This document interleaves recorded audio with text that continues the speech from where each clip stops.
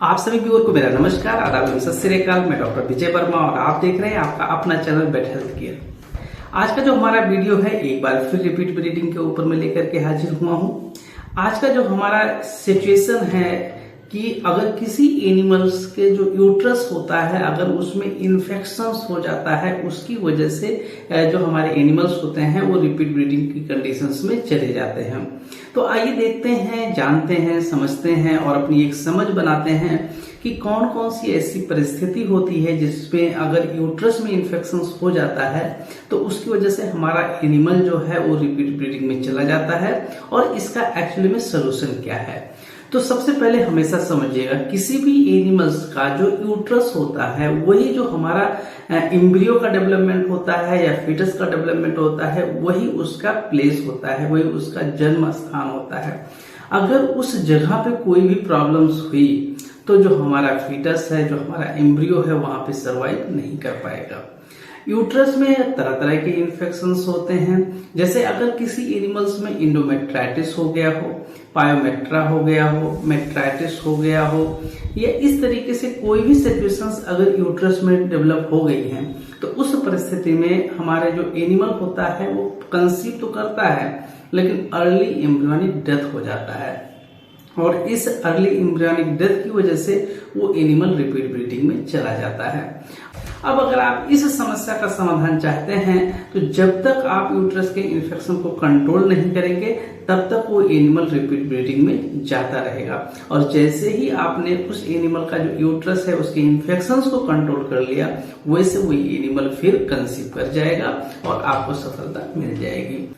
अब आइए इस कड़ी में सबसे पहले हम ये जानने की कोशिश करते हैं कि कैसे हमको पता चलेगा कि हमारा जो ये एनिमल है उसके यूट्रस में इन्फेक्शन है।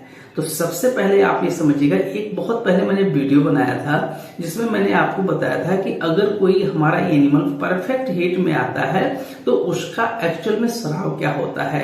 ये जैसा कि फिगर में आप देख रहे हैं, इस फिगर पे जो स्राव दिख रहा है, अगर आपके एनिमल का स्राव इस जैसा है तो इसका मतलब वो एनिमल परफेक्ट हीट में है। अब अगर जब कोई भी एनिमल हीट में आता है और अगर उसका स्राव इस कलर के अलावा कोई दूसरा कलर होता है, ज्यादातर आप देखेंगे अगर इन्फेक्शंस होता है तो उसका जो कलर होता है वो मवाद जैसा होता है, पस जैसा होता है। अगर ऐसा कलर आपको दिखाई दे जैसा कि ये फिगर में आप देख रहे हैं, ये पूरी तरीके से इन्फेक्टेड है। अगर इस कलर का या इसके आसपास के कलर का कोई भी स्राव आप देख रहे तो समझ जाएं कि उसके यूट्रस में इन्फेक्शन है।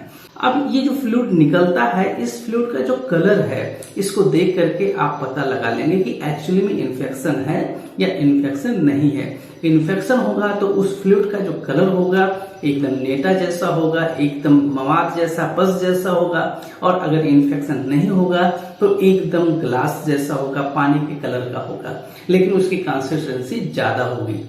अब आइए जानते हैं कि फील्ड कंडीशन में अगर इस तरीके का केस हमको मिलता है तो हमको क्या करना है, कैसे उस केस को हैंडल करना है। तो सबसे पहले आपको क्या करना है कि ये आइसोलेट कर लीजिए कि कहीं वो क्लोज पायोमेट्रा तो नहीं है। अगर क्लोज पायोमेट्रा का केस है तो आपको क्या करना है, सबसे पहले हार्मोन थेरेपी देना है, उसका सर्विस का मुंह ओपन करवाना है ताकि उसके अंदर की अधिकतम गंदगी को बाहर निकाला जा सके।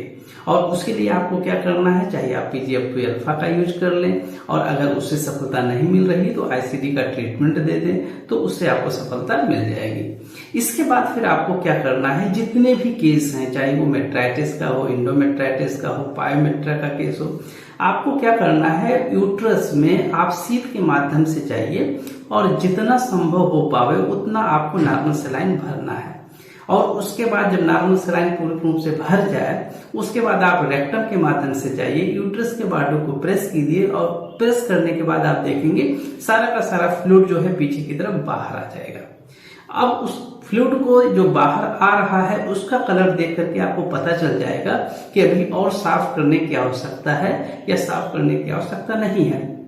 अगर इन्फेक्शन ज्यादा मात्रा में है तो उस परिस्थिति में आपको 3-4 बार ये काम करना रहता है, लेकिन इन्फेक्शन अगर कम मात्रा में रहता है तो एक बार में ही वो क्लियर हो जाता है। उसके बाद आपके यहाँ जो भी इंट्रायूट्राइन प्रिपरेशंस आता है आप उसमें उसको डाल दीजिए और डालने के बाद उस एनिमल्स में 2 दिन आपको क्या करना है, मेट्रोजेल चढ़ाना है और 1 दिन आपको नार्फ्लॉक्सासिन का इंजेक्शन देना है।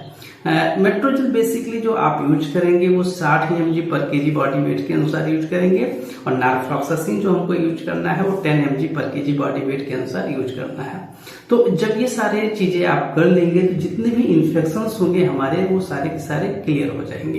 एक चीज आपको और ध्यान रखना है कि अगर पायोमेट्रा का केस है जिसमें इन्फेक्शन बहुत ज्यादा है तो ये वॉशिंग करना है, हो सकता है आपको 3 से 4 बार करना पड़े। इस केस में आपको तब तक वॉशिंग करना होता है जब तक वो पूर्ण रूप से क्लियर ना हो जाए, क्योंकि इन्फेक्शन ज्यादा होता है तो एक ही दिन में वो साफ नहीं होता है।